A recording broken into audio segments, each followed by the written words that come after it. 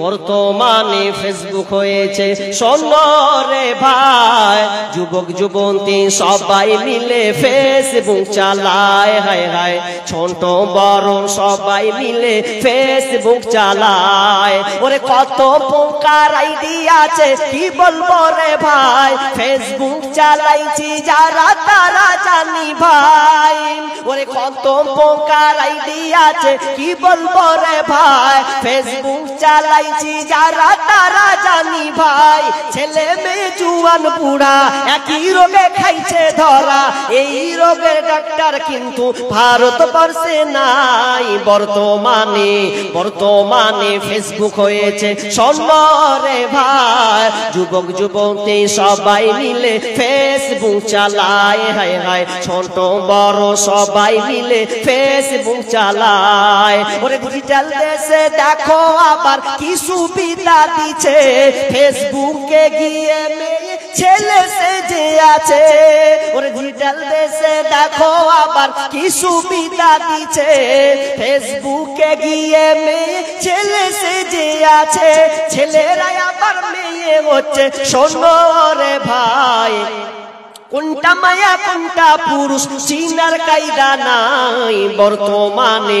বর্তমানে ফেসবুক হয়েছে সোনারে ভাই, যুবক যুবতী সবাই মিলে ফেসবুক চালায়, হায় হায় ছোট বড় সবাই মিলে ফেসবুক চালায়। ওরে কালো মাইয়া ফর্সা সেজে ফেসবুকেতে ছবি ছেড়ে যুবকদের পাগল করছে ভাই। ওরে কালো মাইয়া ফর্সা সেজে ফেসবুকেতে ছবি ছেড়ে যুবকদের পাগল করছে ভাই।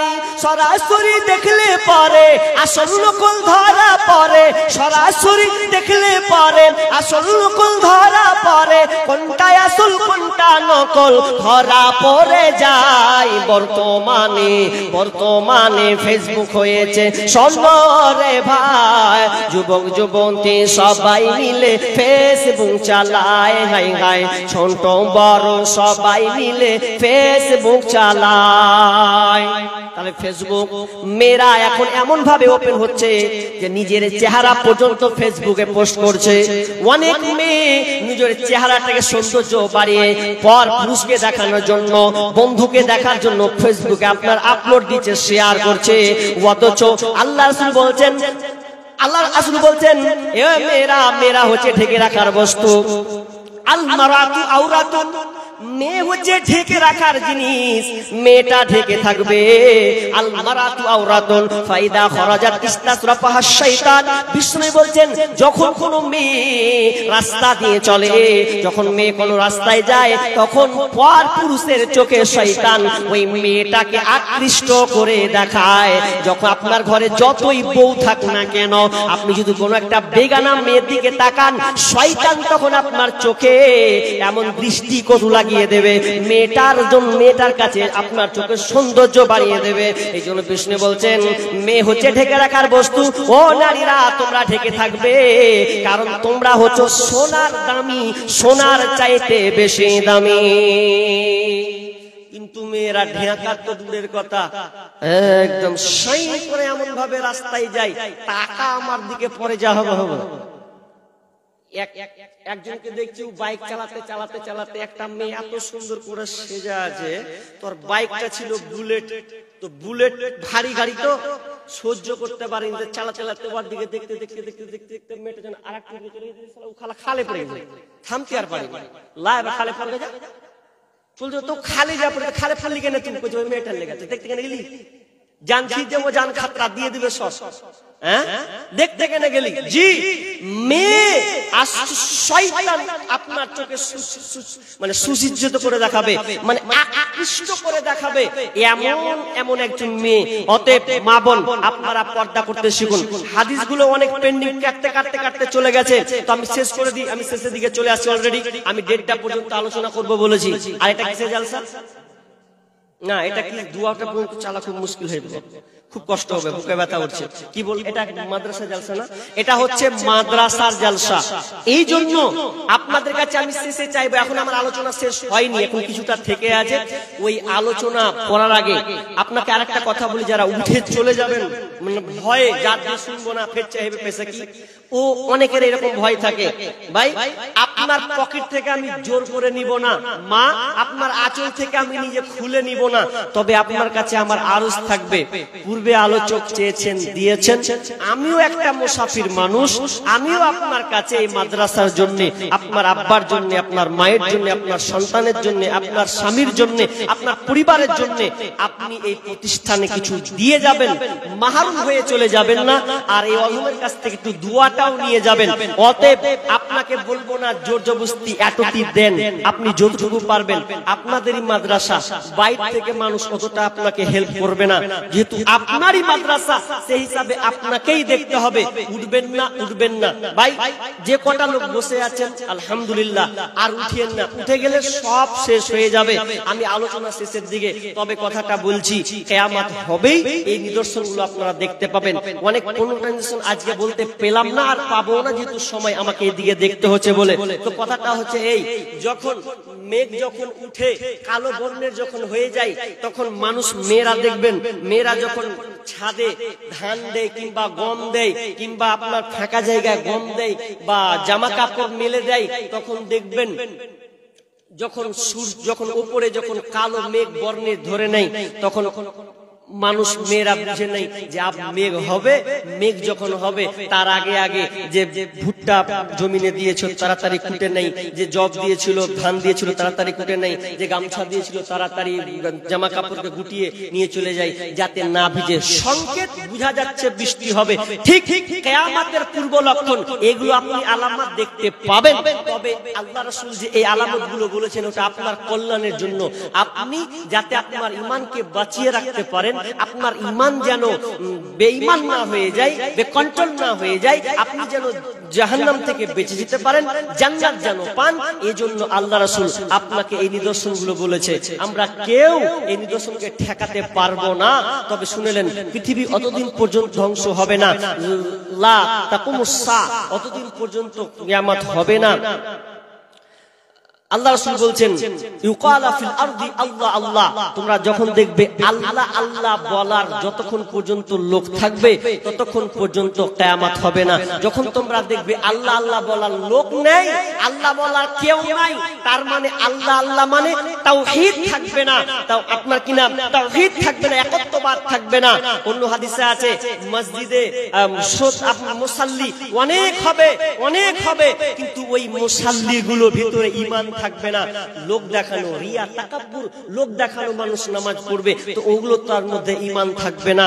তো কিয়ামতের পূর্বে এরকম যখন তোমরা দেখবে, তখন জেনে নাও কিয়ামত সন্নিকটে। আমি শেষের দিকে চলে এসেছি, শেষ কথা, উতুল্লিমালি গায়রি দিন। তারপরে আরো এদিকে 11টা এখনো আছে, 4টা তো শেষ করেছি সবেমাত্র, আরো দিয়ে কয়েকটা বলেছি। তবে আরেকটা কথা বলি আপনার শেষে, আল্লাহ বলছেন, ওয়া আক্কা উম্মাহু ওয়া আদনা সাদিকাহু ওয়া আকসা আবাহু। আল্লাহ এখানে 4টা কথা বললেন। কি বললেন? যে এমন একটা সময় আসবে যেই জামানায় মায়ের অবাধ্য হয়ে চলবে এবং বন্ধু বান্ধবকে কাছে টানবে, আয় বন্ধু আমার কইলে আয়, আর মাকে মায়ের অবাধ্য চলবে, ওয়াকসা আবাহু, বাপকে দূরে ঠেলে দিবে। তখন জেনে নাও কিয়ামত সন্নিকটে। দেখুন এই যে কথা বললাম, এগুলো হচ্ছে কি হচ্ছে না? হচ্ছে না? বাপ বুড়িয়ে গেছে, বয়স হয়ে গেছে, এক ধারে বসে আছে থালা নিয়ে, কি কুমলে ঘুমিয়ে, বয়স্ক মানুষ চোখে ভালো করে দেখে না, ওর চোখের সামনে বন্ধুগুলোকে বলছে, আহে দোস্ত আয়, আই বিরিয়ানি খিলিয়ে বাড়ি পাঠাবো। আর বাপটা যে এক কোণাতে বসে আছে, কোনদিন কোনো বেটা বলে না আব্বাকে একটু বিরিয়ানিটা দিয়ে আয় রে, ও খেয়ে আসো। 4 বেটা কি করছে? বলছে পালি সিস্টেম কর, হাজি পালি সিস্টেম কর। বাপকে বলে পালি সিস্টেম খাওয়াবে, মানে মৌলবি হয়ে গেছে বাপ এখন, পালি সিস্টেম। বড় কইছে আমি পারবো না, তো কয়দিন কইছে আমি 2 দিন, তুইও 2 দিন, তাহলে কইছে আমি 2 দিন, লে 2 দিন করে আমার। এই যেদিনকে শাক ভাত দিচ্ছে, ও যেদিন মাছ ভাত খেছে, ওদিন একবারে বলে না যে এই যে শাক ভাত দিচ্ছে তা আমার বাপকে মাছ ভাত আমি দিয়ে আসি। বলছে আমার পালি যে এখনি পড়েনি, পালি পড়েনি, ওই লেগে ওর বাপকে দেয় না। এটা চলছে না, চলে না এখন? হ্যাঁ, বন্ধু বান্ধব নিয়ে একদম রেস্টুরেন্টে ভিআইপি করে খাবে, দোস্ত আজ বসবো জিতপাত করে খাবো, বাপের খোঁজ নাই।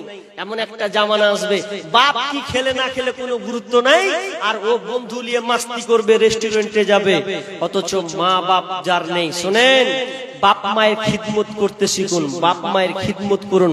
যার বাপ মা নেই কান্নাকাটি করুন, কবরে গিয়ে কান্না করেন। কারণ শুনে নেন, যার বাপ মা বেঁচে আছে আর আপনি নামাজ পড়ছেন, রোজা রাখছেন, আর বাপ মা যদি আপনার উপরে নারাজ থাকে, বলে গেলাম আল্লাহর কসম, আল্লাহ শুধু নিজেই বলেছেন ওর কোনো নামাজ রোজা কোনো ইবাদত আল্লাহর কাছে কবুল হবে না। যার বাপ মা নারাজ তার ইবাদত বরবাদ। বাপ মাকে নারাজ রেখে তুমি নামাজে দাঁড়িয়েছো, অত সহজ নয়। বাপ মা খুশি তো আল্লাহ খুশি, অতএব বাপ মাকে তুমি দুঃখ দিয়ে তুমি দুনিয়ায় চলবে, এটা কোনোদিন হবে না। বাপ মাকে ধমকায় না। আমাদের বাপ মা গালাও এখন বুঝে না জি, বেটারা যে বদমাশ হচ্ছে বুঝে না, খুব ময়া করছে, খালি খুব ময়া, এত ময়াতে শেষ নাই জি। গত পরশু দিন দেখছি দু ভাই মিলে বাপকে পিটছে, তো পিটতে পিটতে পিটতে এগুলাকে কেটে দিয়েছে, রক্ত ঝরঝর করে হচ্ছে, আশ্চর্য লাগছে। বাপকে দুই বেটা মিলে হত্যা করে দিলে। কি যুগ জামানা চলছে গো, এটাও হাদিস আছে, বলতে পারবো না আজকে। তো কি হবে, হত্যা লীলা বাড়বে, তো বাপকে পর্যন্ত কাটছে। বাপকে আল কাতলু, হত্যা বেড়ে যাবে, হত্যা লীলা বেড়ে যাবে। এখন বাপকেও পারে না, কেন? বলছে বাপ তাড়াতাড়ি মরবে, সারা জমিটা কখন পাবো, জমি খান কখন পাবো, ওই বাপকে মারছে। আর আমাকে এই বাপ চাচা গেলাও একটু বধ হয়ে গেছে, এত পরিশ্রম, লাস্টের বেলা ওই বাপ চাচার কাছে যখন 10টা টাকা চাইছে মসজিদের লেগে, মাদ্রাসার লেগে, এখন সব ব্যাটারকে সবই করে দিয়েছে। হ্যাঁ, তোমার শেষের বেলা ওই হালাতটাই হবে, তখন কেউ দেখবে না। আর হচ্ছেও তাই। কিছুদিন আগে দেখছি একটা লোক, ওর মাটা মরছে, যাই তাড়াতাড়ি টিপস হইলে টিপসই মার হাজি, এদিকে ওরা আস্তা বের হচ্ছে, আর বাপ বেটা বেটারা কইছে যে তাড়াতাড়ি টিপসই মার। কি যুগ জামানা এলো বাপ। ওই জন্য বলছি, ছেলেদের জন্য করেন, কিন্তু আপনি নিজেরটা ভাবেন, কি নিয়ে যাবেন দুনিয়াতে, কি নিয়ে যাবেন দুনিয়াতে, কিছু থাকবে না ভাই। আমি আর ওই দিকে যাচ্ছি না, আল্লাহর রাস্তায় আপনাকে বলি, ওই ব্যক্তি সৌভাগ্যবান যে তার নিজের মালকে গুটিয়ে নিতে পারলো, ওই ব্যক্তি সৌভাগ্যবান। যে ব্যক্তি 5 লাখ 10 লাখ 1 লাখ 2 লাখ দুনিয়াতে ছেড়ে চলে গেল, যে মরে গেল, কবরের বেলা বলছে সব ছেড়ে চলে এসেছি জি, তখন আপনি আফসোস করবেন। তো আমি বলছিলাম, বাপ মায়ের আপনি খিদমত করবেন, খিদমত করুন। খিদমত মা বাবার করো, খিদমত মা বাবার, বুঝে সে মা কি জিনিস, বুঝে সে মা কি জিনিস, দুনিয়ায় মানে যাহার, খিদমত মা বাবার করো, খিদমত মা বাবার। নবীজি এসে দুনিয়া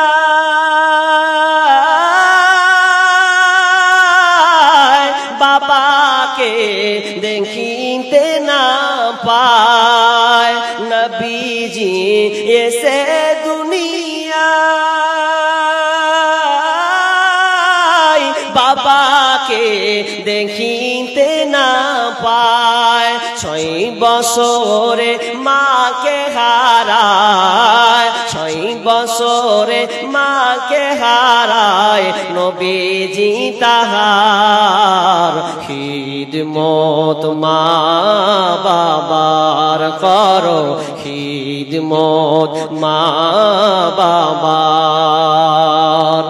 ভাই, যারা বাপ মায়ের খিদমত করতে পারেননি, খিদমত করতে পারেননি, তাদেরকে বলছি, বাপ মা দুনিয়া ছেড়ে চলে গেছে, তাদের জন্য সব সময় কবরস্থানে দোয়া করবেন, রব্বির হামহুমা কামা রব্বায়ানি সগীরা। আপনি বিদেশে আছেন, বিদেশে গিয়ে আপনি বাপ মায়ের খিদমত করতে পারছেন না,